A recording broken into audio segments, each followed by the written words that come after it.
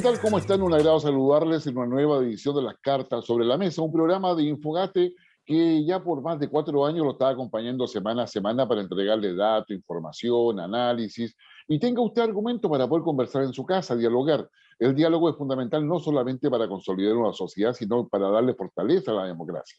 Y de esta manera, y Chile lo ha vivido de forma muy intensa en los últimos años y lo va a tener que seguir haciendo en el futuro, generar diálogo, diálogo entre todos, porque es la única forma en que podemos construir un país mucho más fuerte, mucho más sólido y también con una buena perspectiva de futuro donde todos estemos de acuerdo, estemos en el mismo espacio. No es que estemos todos de acuerdo de forma unánime, sino que todos estemos en el mismo espacio.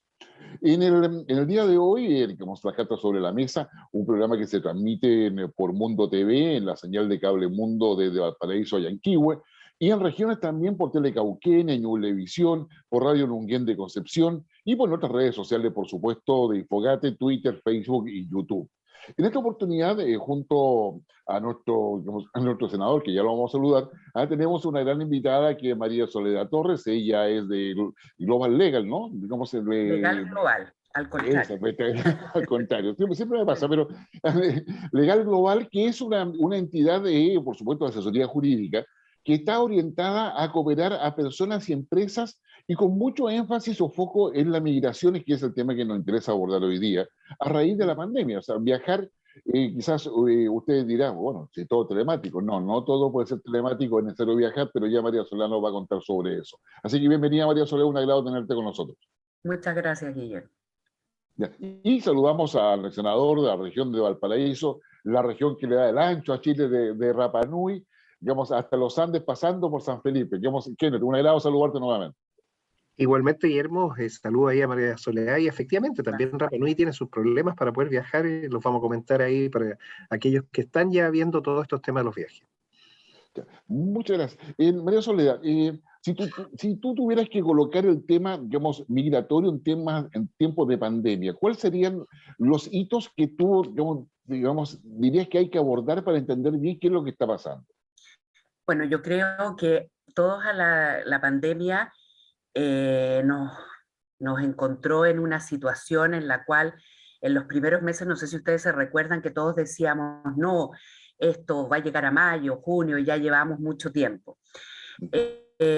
Cuando se dictó el decreto que cerró las fronteras, que fue en marzo del 2020, o sea, ya hace como un año y meses, todos pensamos, como repetí, que iba a ser por un periodo de tiempo que no fuera muy grande y esto se fue extendiendo y obviamente que esta extensión de situaciones provocó que eh, eh, se generaran una serie de problemas en relación a las personas tanto que querían salir de Chile por motivos familiares, de negocio, que son, digamos, los más urgentes, porque dejemos un poco de lado los temas de turismo. Hoy también la gente que quería venir del extranjero hacia Chile para poder reunirse también con sus familiares o hacer negocio. Entonces, eso no ha sido una situación fácil, porque por la gran extensión del tiempo, entonces se han provocado ciertos problemas relativos a que, por ejemplo, hombres de negocio, que en realidad hombres y mujeres de negocio, eh, sí, quieran venir a Chile. ¿Por qué? Porque tengan que hacer cosas que son imprescindibles, porque como bien decías, hay cosas que se pueden hacer telemáticamente, pero hay otras cosas que requieren de hacerse en forma presencial. Entonces eso ha generado un problema para ciertas empresas. Yo tuve unos clientes que venían a aprender, por decir así, a apretar los botones, que era un especialista en el tema de energía eléctrica a través de paneles solares, que no existía aquí en Chile. Y fue un problema tremendo en que pudiera entrar a través de un salvoconducto, porque se ha rigidizado tanto el tema del cierre de las fronteras y lo encontramos lógico. O sea, todos queremos proteger que no haya más ni variantes nuevas y que el COVID no se expanda, pero también ha sido un tema bastante complicado. ¿Y para qué decir con respecto a las personas naturales? Especialmente muchas personas, en el caso, por ejemplo, de los nacionales venezolanos que estaban habían llegado los padres a Chile y iban a traer a sus hijos después y llevan muchos años ya de espera para el poder reunificarse. Entonces, ha sido todo una situación que en realidad ninguno de nosotros esperaba, pero es la realidad y ha habido que adaptarse en esa situación. Efectivamente, yo creo que eso digamos, ha significado para los países cambiar varios criterios. Digamos, ha sido un debate en los países de América del Sur, por lo menos, y para qué hablar de Europa, que ha cambiado distintos niveles, requisitos, se habla del pasaporte verde, del pasaporte pandemia o virus, qué sé yo, buscando justamente digamos, mantener relaciones, evitar el viaje ocioso de vacaciones que coopera a que el virus se expanda mucho más. Y digamos, nosotros acá tenemos en Chile, que digamos, el tema de Chile continental, pero también tenemos el tema de Chile insular, porque finalmente Isla de Pascua ha tenido que tener, debería, precauciones distintas a las que como tenía Chile continental, incluso llegó Isla de Pascua a no tener ningún contagio en algún minuto de la vida. Así es, Teepito o Teenúa es el nombre que se le da al ombligo del mundo, es el lugar más remoto del mundo. Y tiene una consideración especial. Nuestra constitución actual considera a ese espacio insular, esa isla, el territorio insular, con una excepción constitucional. Que le permitió poder tener ley migratoria. También se tiene que respetar la migración a Rapa Nui y Isla de Pascua porque es muy pequeña, muy frágil. Y esa ley, la 21.070, señala que solamente las personas de la etnia Rapa Nui vinculados y personas que trabajen en el gobierno, estén contratados, pueden estar en la isla, limitando a la cantidad de personas. Y eso es porque nuestra constitución nos garantiza residir en cualquier lugar del territorio. Pero como es tan pequeño y frágil, se hizo esto. Con esta ley migratoria, entonces, tú tienes que tener un trabajo o un hotel, algo para poder llegar, no cualquiera puede llegar, pero dada la pandemia, las líneas aéreas suspendieron los vuelos. Y este quizás es el principal problema que tenemos con la isla en este minuto, no solo por el hecho que cuesta y difícil llegar y tener la posibilidad, sino que además no hay vuelos. Los vuelos que está haciendo LATAM cargo son solamente de carga y lo limitaron a 10 pasajeros. Este vuelo que está saliendo el jueves lleva 10 médicos, enfermeras y TENS, y mucha gente que fue a tratamiento médico de la isla al continente no puede regresar. Entonces tenemos los temas propios de los procesos migratorios controlados. La migración siempre tiene que ser controlada, ordenada, con reglas claras y cumpliendo las reglas y los tiempos, pero también tenemos que tener los mecanismos, los medios para poder desplazarse, en este caso los aviones.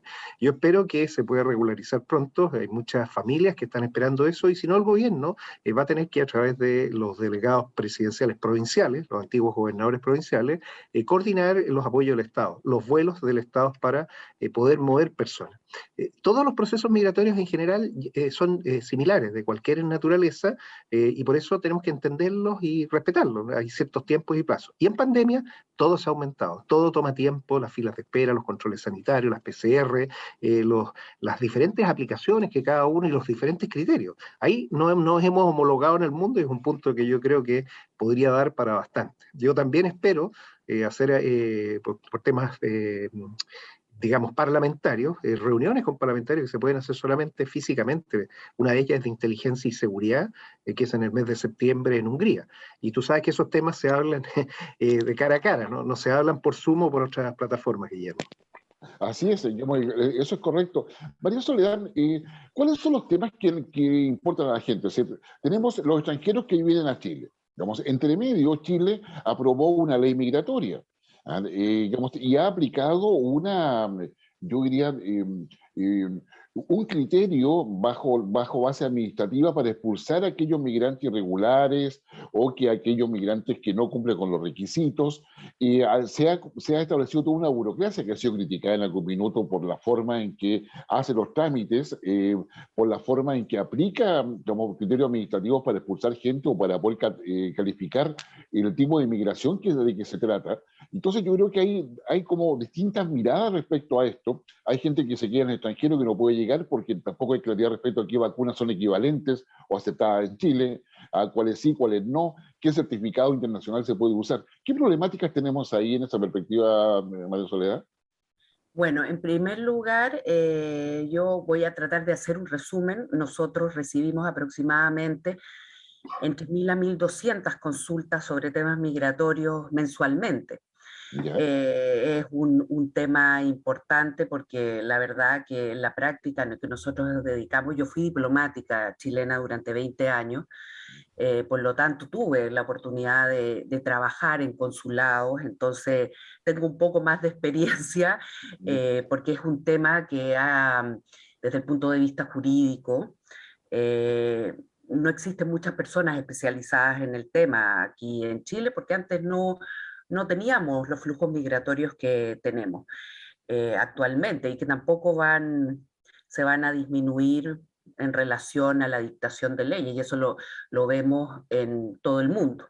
Bueno, en primer lugar, respecto a la nueva ley migratoria que fue dictada, o sea, fue promulgada en abril, ella aún no se encuentra en plena vigencia en relación a su articulado general. Sí entró en vigencia las disposiciones transitorias, en el cual hay un artículo especialmente que se refiere al proceso de regularización extraordinaria que está vigente actualmente. Y también sobre el inicio de la conformación del Servicio Nacional de Migración.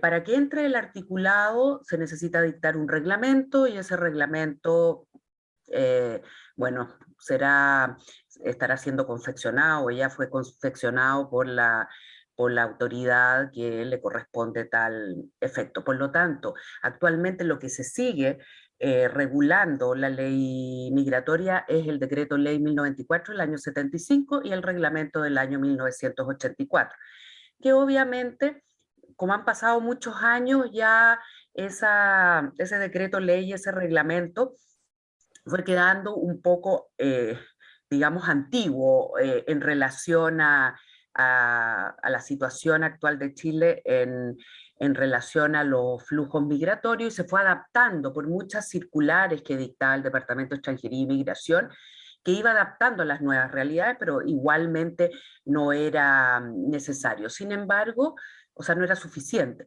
Sin embargo, respecto del funcionamiento del departamento, eh, mire, más que una crítica, yo creo que atendía a una estructura orgánica que ese decreto establecía, porque es un departamento dentro de una dirección, dentro de una subsecretaría, dentro de un ministerio, que obviamente no tenía ni patrimonio propio, ni el personal suficiente para hacer frente a estas olas migratorias.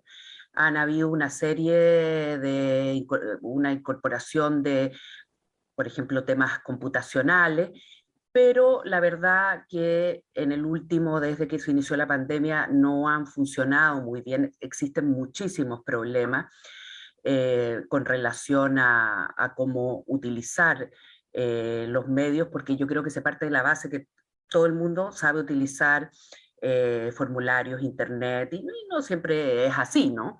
O gente que no tiene posibilidades de conectarse, se encuentra en lugares donde no hay buenas señales, etc. Pero además que cuando se provoca el cierre de fronteras, el Departamento de Extranjería y Migración aquí en Santiago y las gobernaciones provinciales, cierran.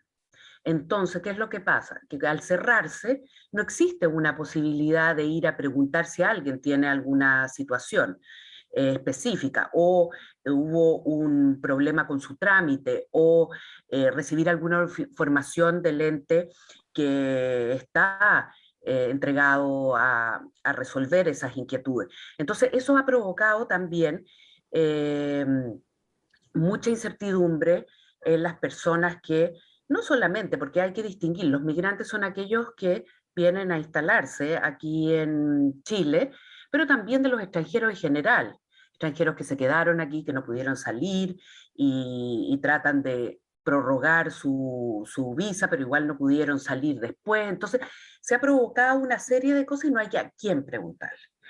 Esa es una situación. Y respecto a lo que me señalabas, Guillermo, sobre las expulsiones, hay que hacer una distinción.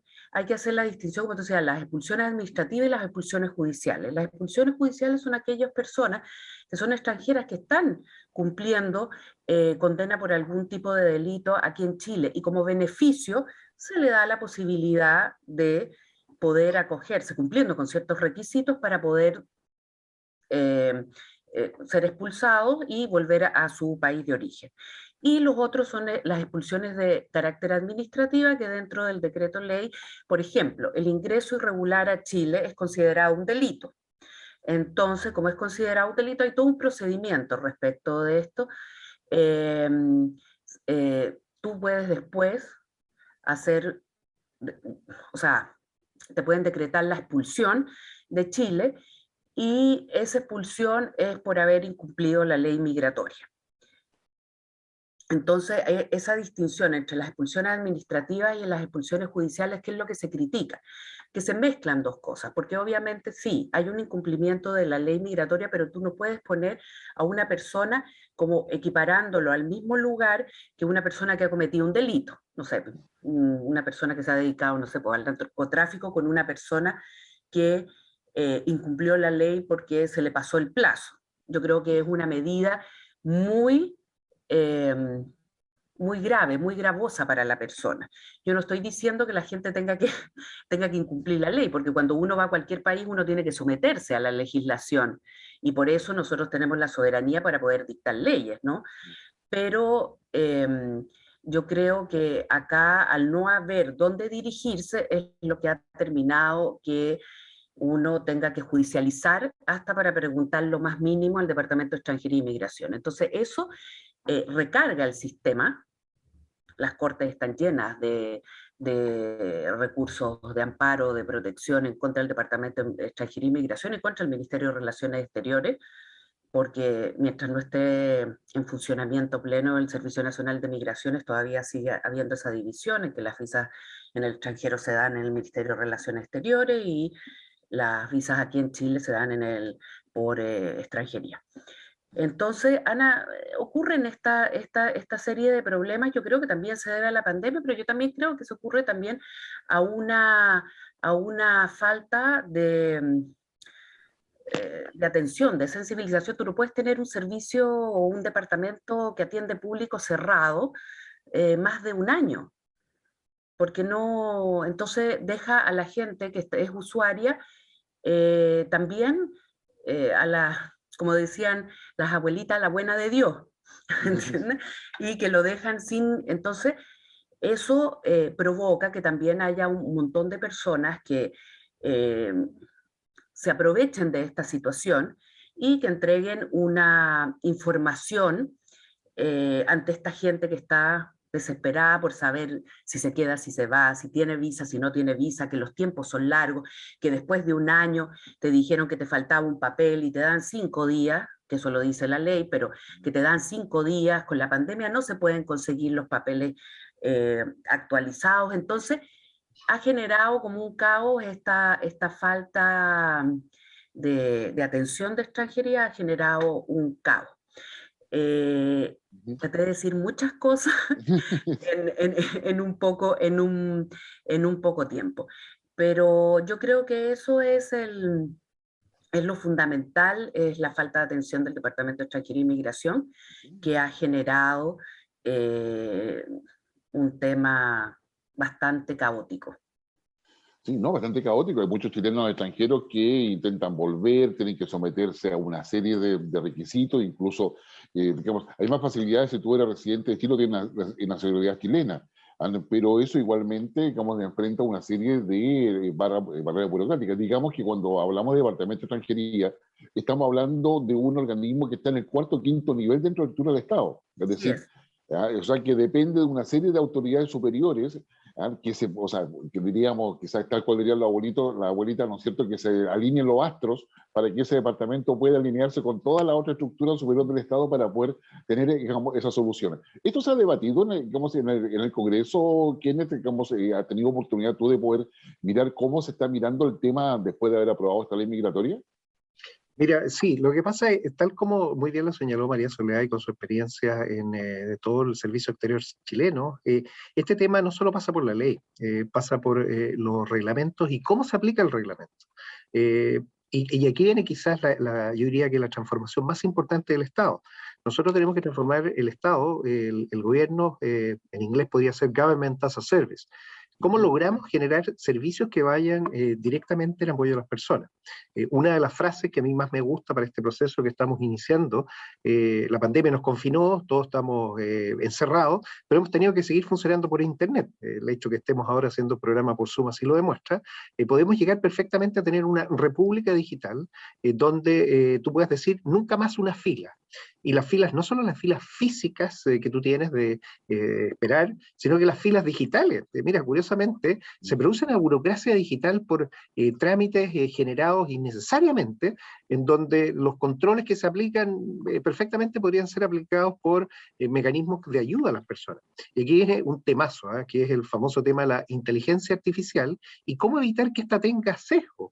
Porque también tú puedes decir, oye, bueno, pero a ver si está decidiendo la máquina para que esto funcione y se pueda ordenar todo más rápido y no tengamos tantas esperas, ¿cómo evitamos que esto no empiece a tomar decisiones que no estén de acuerdo al marco regulatorio? Acuérdate que las inteligencias artificiales se pueden desconectar las decisiones del creador. Ese es un problema no menor. Entonces también uno diría, la tecnología tiene su tema. Ese balance entre lo que hacemos las personas y lo que hacen las máquinas es lo que tiene a la humanidad en este cuello de botella, en donde las cosas se trancan, definitivamente se trancan. Lo primero. Lo segundo, cuando ciertas situaciones quedan al libre albedrío de la persona que está en ese minuto a cargo. Mira, si tú quieres conocer a alguien, dale poder. Si tú le das un poquito de poder, vas a ver al tiro cómo se comporta.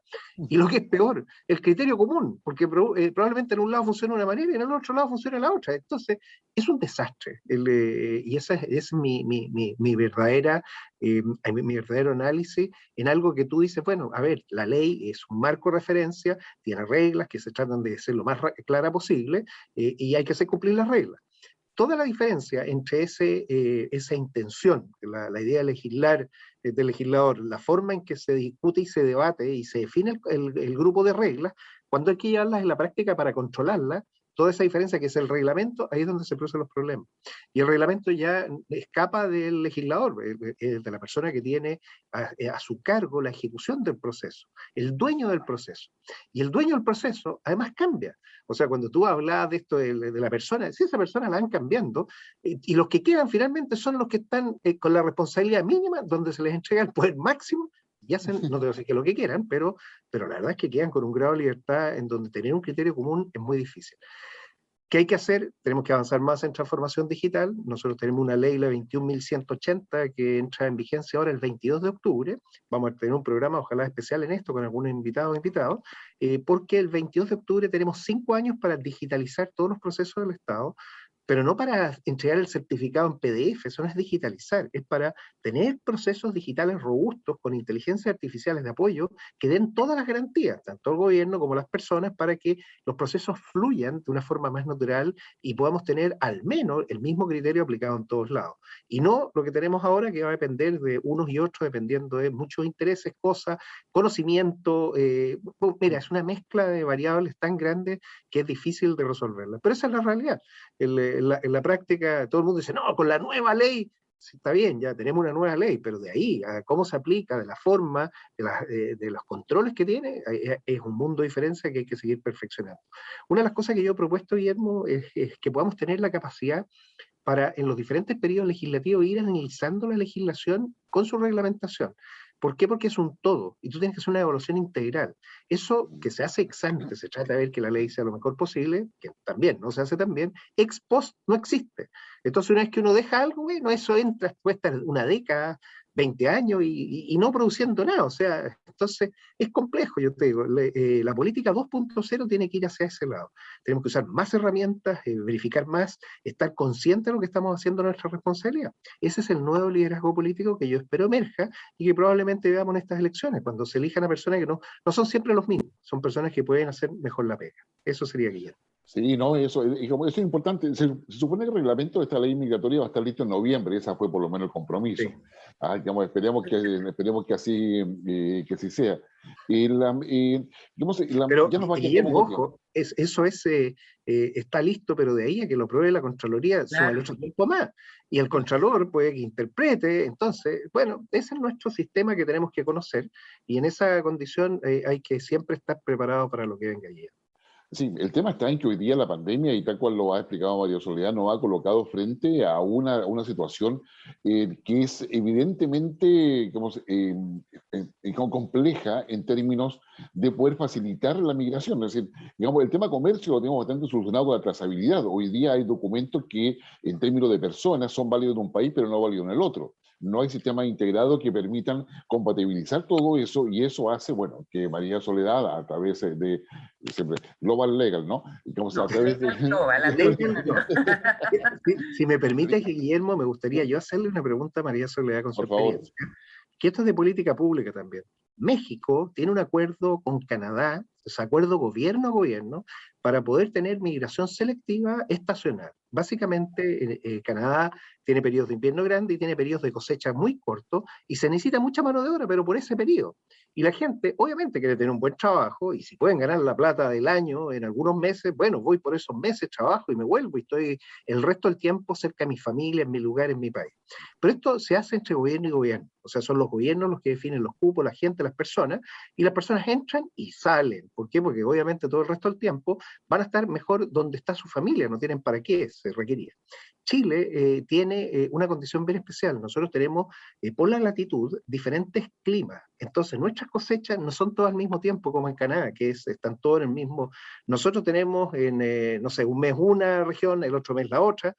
La pregunta es, María Soledad, ¿tú ves factible que se pueda hacer una política migratoria estacional entre gobiernos para poder traer personas que puedan trabajar en el periodo específico de ciertas cosechas, que ganen muy bien y que después esas personas puedan volver o sigan itinerantes, es decir, estén en una región, vayan a la siguiente y cuando termine el proceso vuelvan, han ganado bien y pueden volver a sus respectivos lugares en sus ciudades de origen y así repetirlo, tener un ciclo permanente que ayudaría a los dos lados? ¿Cómo ves tú eso, María Soledad? Bueno, yo creo que sería una situación ideal, porque también, y en cierto sentido lo tenemos con Argentina en la zona sur, cuando vienen los argentinos para acá, pero no hay una regulación, es como una costumbre, digamos, de que van de una frontera a otra. Yo creo que sería una situación ideal, sin embargo, yo creo que el tema migratorio aquí en Chile, podríamos decir, tal vez no es la palabra adecuada, pero todavía está como en pañales. ¿Por qué? Porque no existen especialistas en tema migratorio, todavía existen ciertos recelos y lo vemos todos los días en ciertas expresiones que ve la prensa. Entonces, yo creo que primero tenemos que hacernos cargo y ver qué es lo que está pasando actualmente y después entrar en estas diferenciaciones.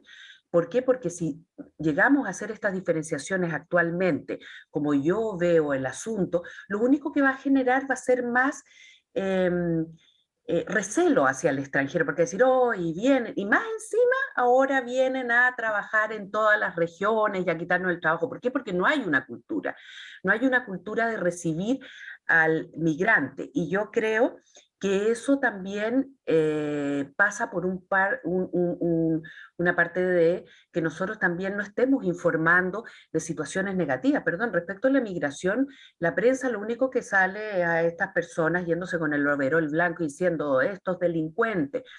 Y no hay como una mención de decir, mire, el tema migratorio es este, la migración existe desde que el mundo existe.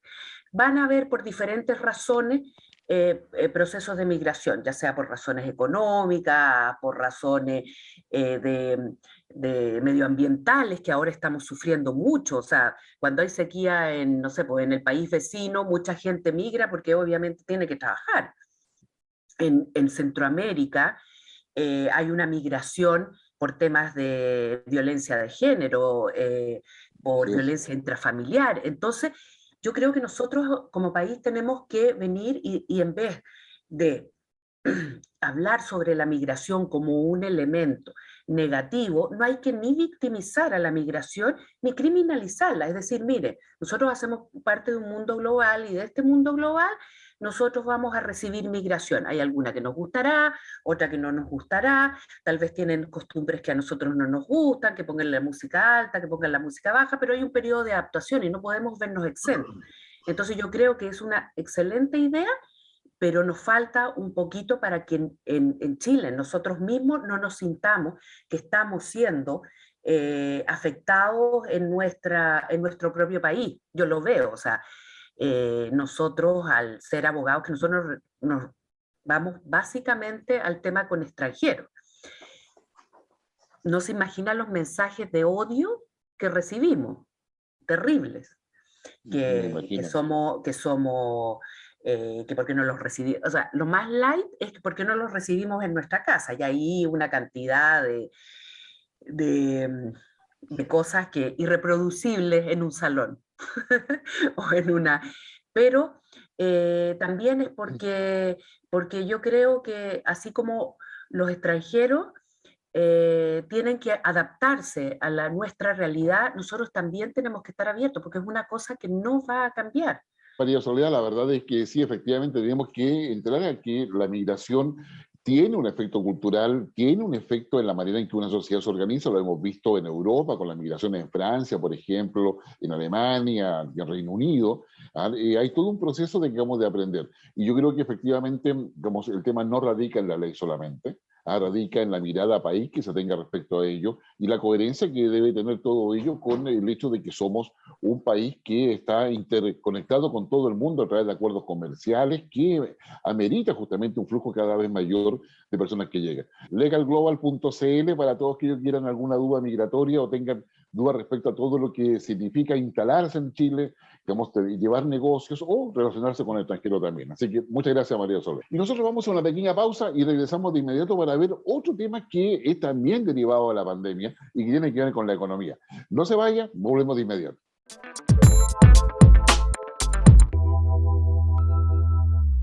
Ya estamos de regreso nuevamente a las cartas sobre la mesa, un programa que por 4 años le ha acompañado semana a semana para poder analizar como lo que pasa en China, en el mundo, con aquellos elementos que son relevantes. Un programa que se transmite, digamos, por Mundo TV, una señal del cable Mundo que va desde Valparaíso a Yanquihue. En región estamos en Telecauquén, en Ñublevisión, en Radio Nunguén, en Concepción. Y por supuesto en las plataformas sociales que tiene Infogate en Twitter, Facebook y YouTube. Y por supuesto varias otras redes que se suman a nuestra transmisión. En este segundo bloque vamos a conversar de algo junto a quien es senador de la región de Valparaíso, que le da el ancho a Chile, desde Rapa Nui hasta los Andes, pasando por San Felipe. Vamos a conversar de algo que siempre cuando se menciona a uno le da un poco de urticaria, ¿sí? Que es el tema de las cobranzas, pero las cobranzas también tienen un lado que es necesario conocer en términos del impacto que tiene en la economía, respecto a lo que demuestran en términos de la radiografía económica que tiene un país. Y para eso estamos con Alberto Gerstenbach, quien es, digamos, director de una empresa que se dedica justamente a la cobranza por más de 20 años, que es Remesa. Alberto, muy bienvenido a las cartas sobre la mesa. Muchas gracias por invitarme. Digamos, Alberto, ¿hay una forma de mirar las cobranzas de una manera así que no sea una herramienta útil para entender la economía del país? Yo creo que somos el eslabón súper importante de la economía, o sea, a ver, sin retornos una empresa, la empresa quiebra, las empresas en general quiebran por flujo, no por facturación. Por lo tanto, eso hay que tenerlo súper presente. Nosotros, no porque alguien... A ver, el impulso de la economía es 50% venta, 50% su recaudación. Lo que nosotros como empresa hacemos es la tercerización del servicio o de cobranza y de cuentas por cobrar. No hacemos otra cosa, sino que es dar empleo, darle movimiento a la economía y que las empresas tengan los flujos acorde a su facturación. Súper sencillo, o sea, está súper desprestigiado el tema cobranza. Okay. Se ha regularizado o se han generado varios proyectos o leyes con respecto a la cobranza y su metodología. De mi punto de vista, en muchos aspectos tienen mucha razón esto de regulación, pero también hay que entender que es un eslabón que es súper importante para la economía. No porque alguien no... A ver, el deudor siempre va a existir. En ningún país de la índole política que sea existe el trueque. Por lo tanto, no puedo sustentar una economía sin el pago. Ahora, ¿quiénes se dedican a hacer el pago o recuperar el pago? Empresas como las de nosotros. O sea, la palabra cobranza no se me ocurrió hasta el minuto otra terminología que sea un poquito menos, como decías tú, urticaria. No porque alguien, yo creo que hay dos deudores, el que quiere pagar y el que no puede pagar. Y que nosotros hagamos la gestión de cobranza no nos constituye ni en mafiosos ni en matones, porque no lo somos. Estamos haciendo una parte importante del labor de la economía. Nada más. Alberto, y después le doy la palabra a Kenneth, ¿cuánto afecta en una economía, ahora con el efecto de la pandemia particularmente, cuánto afecta a este rubro en que tú estás, la economía informal?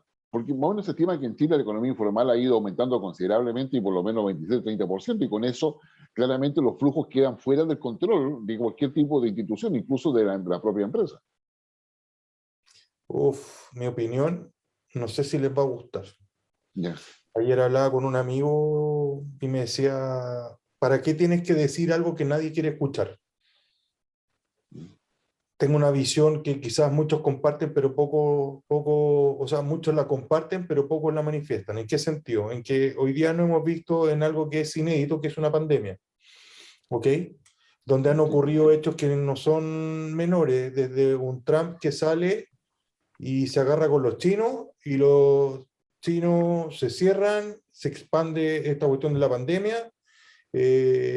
Israel se asocia con países históricamente opuestos, árabes, no son opuestos, lo que pasa es que no están en común acuerdo, se instalan embajadas de Israel en países árabes instalan en Israel, el precio del petróleo se va por las nubes, tenemos sequía y la próxima semana llueve. Yo no entiendo, o sea, yo la verdad, hoy día, yo soy abogado de profesión y ejerzo como abogado, aparte de la empresa Cobranza, y la verdad es que me dedicaba a la economía este último tiempo a tratar de entender algo que no logro entender, porque todos los días tenemos un cambio.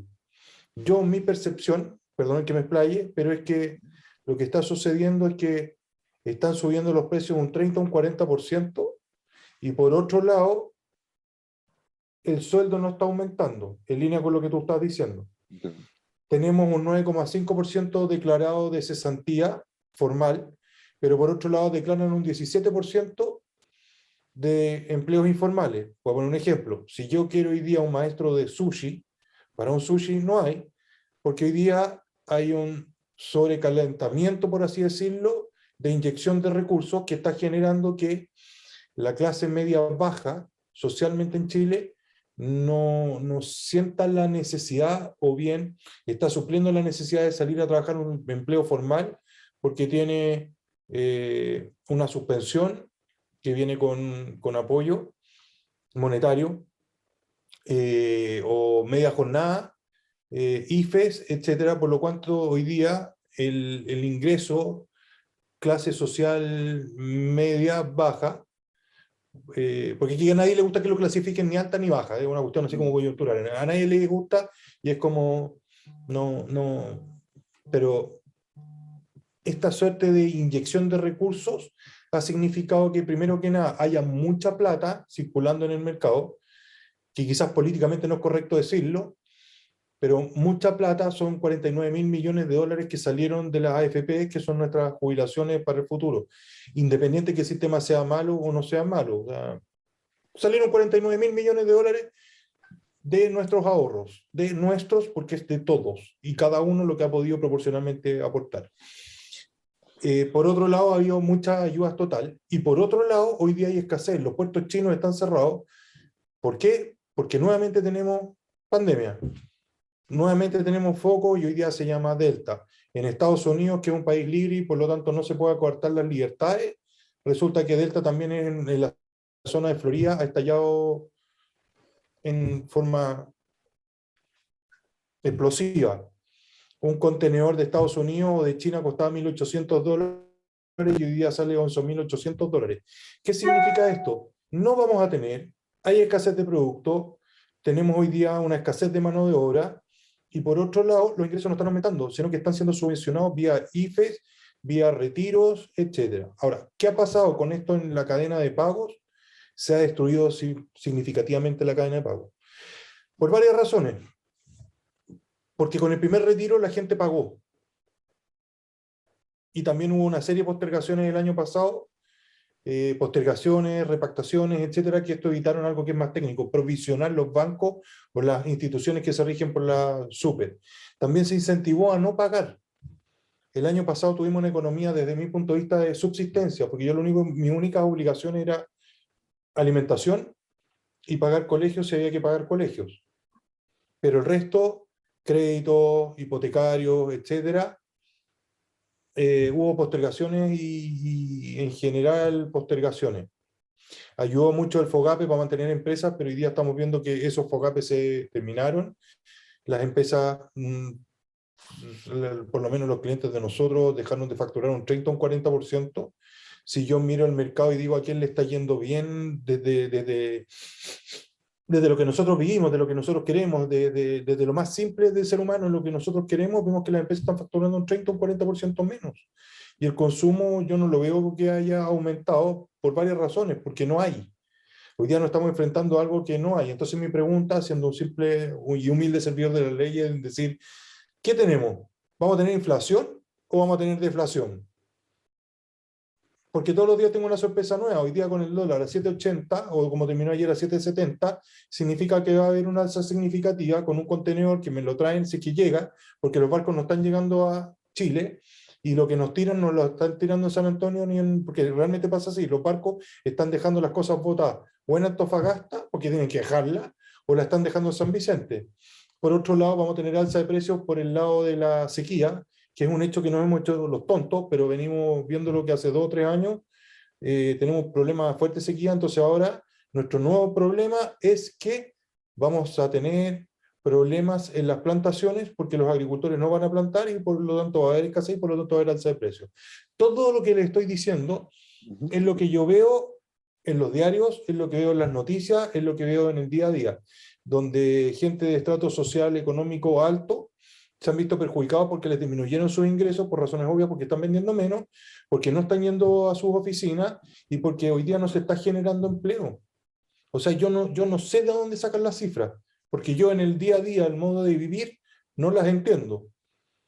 Porque si voy a un dealer de autos grandes, me traían su venta promedio por 4. O sea, no voy a decir marcas, pero de alta gama o de baja gama traían su inventario por 4 meses. Hoy día no hay 4 meses, hay 0,4. El stock es de 0,4. Si alguien traía 300 ventas en un mes, hoy día tiene 40 autos para vender. Por lo tanto, claro, está todo vendido, por lo tanto los usados hoy día subieron de precio entre 5 y 10 millones de pesos. Entonces la familia que encontraron mejor salir a vender sus autos. Como no hay, van a ganar plata, pero la plata hoy día vale menos. Y esa plata, yo creo que a partir de diciembre, cuando se acaben las ayudas del gobierno, vamos a tener un segundo estallido social, pero de verdad. Y no es que lo esté propugnando, o sea, no me voy a manifestar políticamente, señor senador, pero vamos a tener realmente un estallido social importante porque esta cuestión de inyectar, cuando no se pueda seguir inyectando, la vamos a sufrir. Las cuentas de agua, las cuentas de luz o las cuentas de gas no están siendo pagadas porque están subvencionadas por alguien. Pero detrás de eso no es solamente el empresario o el inversionista, son las familias que están adentro. Si yo voy al retail y veo que no pago, lo voy a tirar súper básico. Si yo no voy y no pago a un retail una cuenta, el retail obviamente va a haber disminuido su cantidad de recursos, por lo tanto va a poder comprar menos y por lo tanto va a tener que despedir de esto familias. Entonces yo creo, no estoy pensando en mañana ni estoy mirando acá al frente, estoy mirando mucho más allá lo que va a suceder. ¿Y qué es lo que va a suceder? Que a partir de diciembre habrá un cuarto retiro cuando se acabe el IFE. Me parece que es una discusión absolutamente bizantina. Yo creo que hoy día nosotros para crear empleo también me confunde porque no hay empleo. ¿Y por qué no hay empleo? Porque tengo escasez. Porque realmente tenemos escasez. Hoy día los precios van a subir un 30 o un 40%. El costo de construcción ya subió en materiales porque también hay escasez. Por lo tanto, si hoy día viene un fondo de inversión y me dice, oigan, invirtamos en un edificio, lo voy a mirar y le voy a decir, estáis locos. O sea, ¿a cuánto va a costar y a cuánto va a salir? Y la segunda, ¿me lo van a poder pagar? El arriendo el día de mañana me voy a tener que adjudicar el departamento que pretendía venderlo. Por otro lado, me quedo en el tintero, las tasas hipotecarias están subiendo, el riesgo país está subiendo. Pero yo no lo veo como una cuestión política interna. No lo veo como una cuestión focalizada en Chile, sino que lo veo a nivel global. Por lo tanto, esta cuestión de incentivar y sacar leyes que las empresas de cobranza en periodo de excepción constitucional puedan llamar 2 veces al mes, lo que estamos incentivando, y es perverso, es, ok, yo respeto ¿cómo se llama? la confidencialidad, el respeto a los tiempos, etcétera. Pero yo fui a una tienda y me compré el celular que alguien invirtió y lo trajo. Y le costó y tiene toda una estructura de cadena de pago, que lo compró en Estados Unidos, en China, el barquito, el que desembarcó, el camioncito que lo llevó, la bodega de distribución, etcétera. Pero estoy incentivando que no me lo paguen. Por lo tanto, ese empresario que invirtió en algo, vienen detrás familias. Por eso no identifico al empresario ni me identifico con el empresario. Yo creo que empresas para ganar plata, por eso no serían fundaciones y dar empleo. Pero si estos no me lo están pagando, significa que no voy a poder traer más. Y por otro lado me están subiendo los precios. Y por otro lado me están disminuyendo los ingresos. Entonces me levanto día a día no entendiendo nada. ¿Por qué estamos incentivando a no pagar? ¿Cuál es el sentido de no pagar? A mi gente en una reunión ayer les decía, el año pasado estábamos todos encerrados. Todos encerrados. Y se supone que la incertidumbre era gigantesca.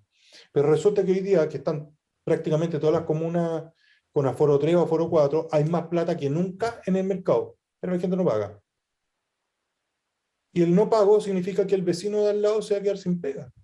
Y esta cuestión es finito, porque se acaba de septiembre, se acaba a diciembre sin ver el contenido político de esta historia, porque yo creo que en política nosotros estamos funcionando a la última milla, como los motoristas de última milla. Yo creo que los últimos 30 minutos, según lo que me acuerde, va a ser el candidato que voy a ir a votar.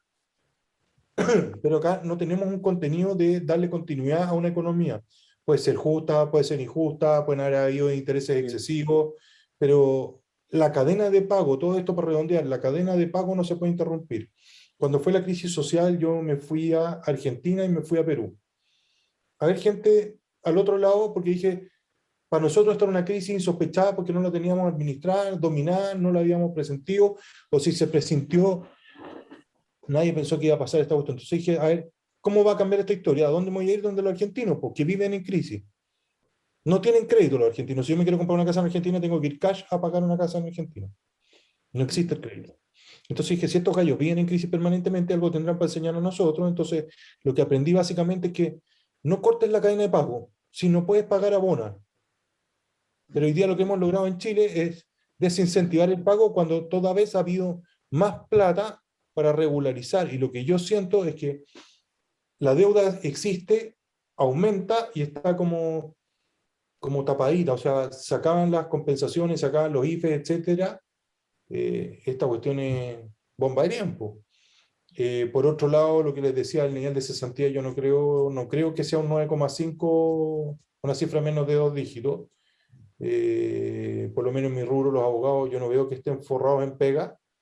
Las oficinas de abogados están entregando sus oficinas y están trabajando casi la mayoría en su casa. Hay muchos estudios de abogados grandes, conocidos, han hipotecado sus propiedades que están pagadas para generar caja. Entonces, es como, la verdad, todos los días una noticia nueva. Hoy día habría el Mercurio, habría el Financiero y habría el Pulso, y todos hablaban de lo mismo. Páginas y páginas y páginas de cómo venían las subvenciones y cómo eran las subvenciones. Cuando se cae esto, ¿qué va a pasar en Chile? Desde mi punto de vista, ahora sí con ganas, vamos a salir a reclamar todo porque no va a haber plata. Y no va a haber plata y no va a haber cosas. Y es para la risa, o sea, es como, ¿en qué mundo estamos? Señor senador, si usted se quiere ir a comprar una corbata, hoy día no hay. Si quiere ir a comprar... No te preocupes, estoy usando, tal como tú dijiste, está todo el mundo ha vuelto a usar su ropa usada y el auto usado se mantiene y no se cambia. Tú dijiste algo bien cierto respecto a lo que es la cadena de pago. Tú no puedes interrumpir nada. La economía, como muy bien la describe, fue congelada por la pandemia. O sea, el que no zarpen barcos de China es tremendo. El comercio mundial es marítimo. 94% de la carga se mueve por mar.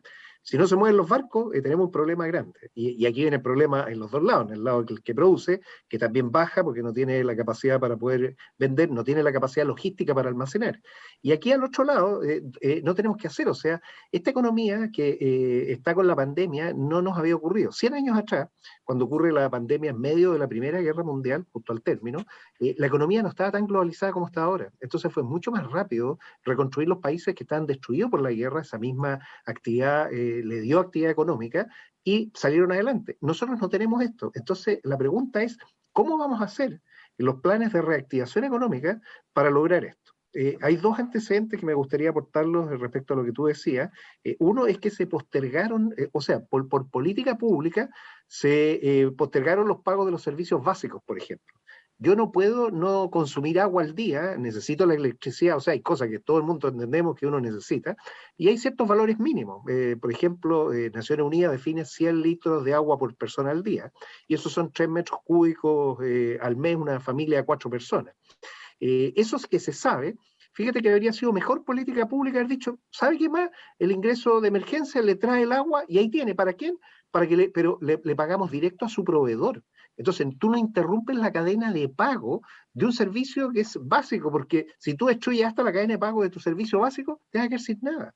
O sea, el concepto, exacto, el concepto detrás de la cadena de pago es esencial, y eso no se hizo ni siquiera como política pública. O sea, con toda la liquidez que hemos puesto, que es efectiva, es real, si uno ve la cantidad de dinero que Chile, decían hoy la palabra que escuché eran generosas. Las generosas, porque Chile lo ha hecho, por un lado, sacando los recursos de la AFP, pero también el IFE universal, que alcanza un segmento importantísimo de la población. Entonces, esa liquidez que está, tiene que servir para las cadenas de pago. Si tú eliminas, cortas, interrumpes, se te desploma todo el sistema. Eso es lo que tenemos que entender, que cuesta que las personas entiendan que las cosas están vinculadas y que si no paga, el sistema completo se va a desarmar. Guillermo, yo creo que eso tú lo podrías perfectamente elaborar como parte de una estrategia nacional de reactivación, o sea, cómo recuperar las cadenas de pago. Pero ¿contra quién voy a luchar? ¿Contra gente que está generando recursos sobre una burbuja que es absolutamente ficticia y el de atrás paga la cuenta? En diciembre se acaba la subvención o la... Sí, no es subvención, la eliminación o postergación de pago de los servicios básicos. Entonces hoy día veía en el diario que la presidenta de la asociación, no sé, de agua, por decir algo, decía que esta cuestión es poco sustentable porque van a repactar en 48 cuotas o 38 cuotas. Digo, no me veo, yo tengo casi todas las cuentas de suministros de agua, gas y no están cobrando. Entonces digo, ¿quién financia esta historia? Porque alguien tiene que pagar esta historia, gusto o no gusto, porque detrás de esto hay familias. Porque olvídense el empresario, y soy súper, hay como una disociación, es como mi cuerpo estuviera, yo me operé la columna años atrás, entonces cuando salí de la operación el doctor me hizo caminar al tiro, y yo sentía que mi cuerpo era esto. Entonces tenemos una clase social definida como baja o económicamente bajo y un estrato social alto. El estrato social bajo, que no es el total de la población, pero sí una parte importante, resulta que está llena de subvenciones. Entonces mi pregunta no vaya a ser políticamente correcto lo que voy a decir, ¿en qué se la están gastando? Porque en ropa no, en televisor y plasmas no, porque se lo ocuparon en el segundo retiro. Entonces, ¿en qué me queda? O la están ahorrando o se la están gastando en asados o alcohol. Y el estrato social económicamente o teóricamente medio alto, porque aquí nadie dice que es rico o súper rico, porque yo creo que en Chile es un país donde no hay plata, o sea, está viviendo una situación coyuntural bastante compleja. Hay un ejemplo que yo grafica mucho. Yo tenía una empresa y la vendía no yo, pero en general yo en Chile se decía tengo una empresa y la vendí en 30 millones de dólares. ¡Wow! Ídolo. Pero resulta, ¿cuánto debía? La primera pregunta es ¿cuánto debía? Pues yo vendí mi empresa en 30 millones de dólares, 40 millones, 60 millones, pero ¿cuánto? Si Chile no es de un país de ricos. Las familias ricas o la gente rica son un par y los otros son inversiones de afuera. Entonces yo decía, ok, ese saldo, ¿en qué lo metió? En un fondo de inversión. Ajá, en un fondo de inversión. ¿Y qué hizo el fondo de inversión? Inmobiliario. Y levantaron un edificio. Ok, ¿y a quién se lo vendieron? Y yo para generar, comprarme un departamento, si tú lo ves proporcionalmente en comunas de mayor ingreso, con las de menor ingreso es proporcional, tenía que poner un 20% de pie. Ah, entonces un departamento de 2.000 o 3.000 UF tenía que poner 6.000, o sea, 600 UF, son 18 millones, si es que no me equivoco. ¿De dónde alguien que gana un ingreso de 1 millón de pesos promedio o sobre 500 lucas, como muchos empresarios dijeron, yo pago 500 lucas, todo Chile paga sobre 500 lucas, o la mayoría? O sea, entre un sueldo base más una pequeña comisión tenía las 500 lucas guardando las proporciones. Entonces, ¿cómo juntaban 18 o 12 millones de pesos para dar un pie? Y que el departamento de riesgo de un banco le diera acceso a, si tampoco tenían cuenta corriente. Y por otro lado, el estrato social alto, en departamentos, no sé, de 16.000 UF,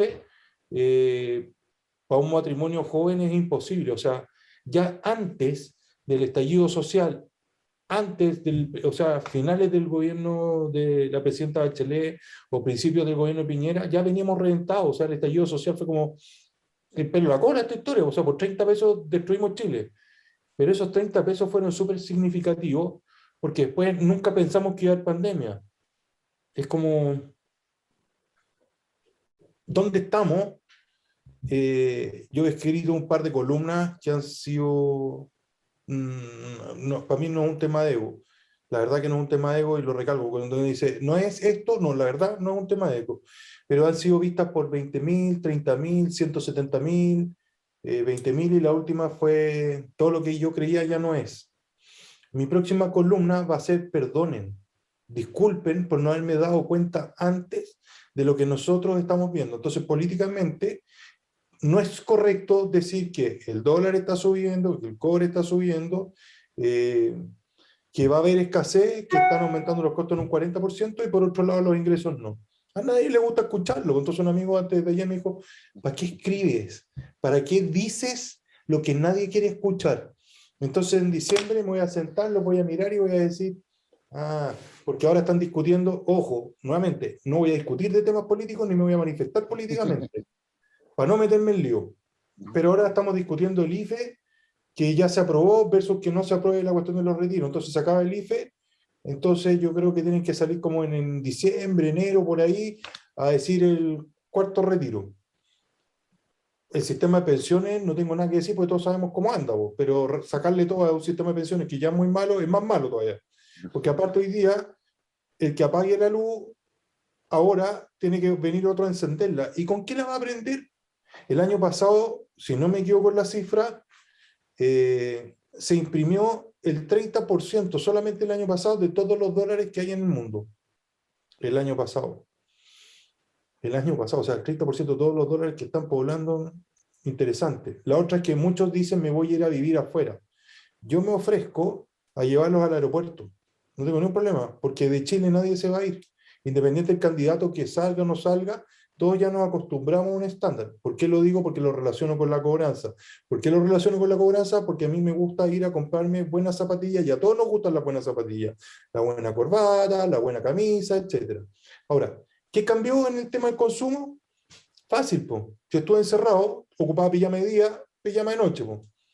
Y nos poníamos camisa de aquí para arriba a un Zoom. Y el Zoom también fue evolucionando. Porque al principio éramos todos como el senador, luego nos sacamos la corbatita, luego en camisita, después no nos veíamos en las pantallas, y ahora empezamos a reconocer algo que es tonto, pero cierto, que esta es mi casa, atrás lo que hay es lo que soy yo, lo que me lo he ganado porque no me lo regalaron, y había como una suerte como de como miedo a mostrar lo que uno era, o lo que uno tenía.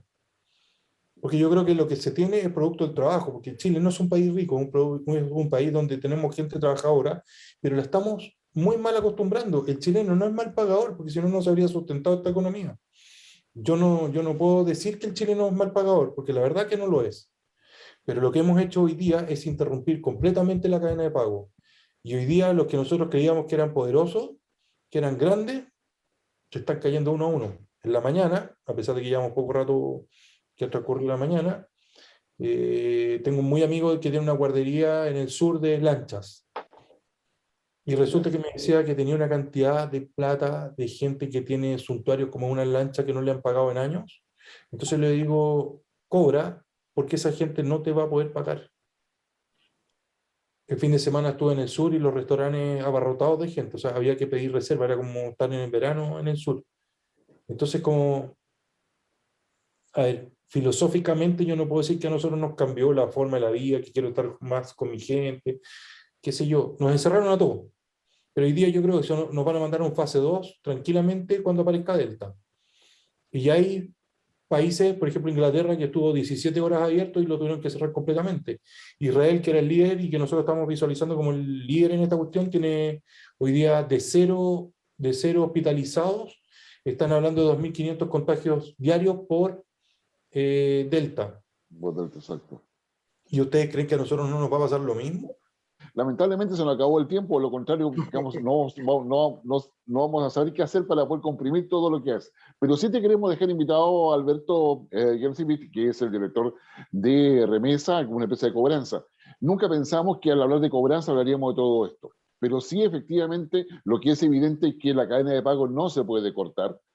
Y eso efectivamente es lo que es un sustento fundamental de toda economía. Y eso tiene toda esa implicancia que Alberto nos ha explicado con mucha pasión, con muchos argumentos también, pero también quienes nos ha colocado el marco. Así que, Alberto, te queremos agradecer tu presencia, tu aporte, digamos, tu disposición para poder explicarnos todo eso, que creo que le va a dar mucho tema de conversación a quienes nos siguen en todas las plataformas, y que nos va a dar también la necesidad de poder anticipar lo que puede pasar, digamos, después de diciembre, como tú bien dices. Así que muchas gracias, Alberto.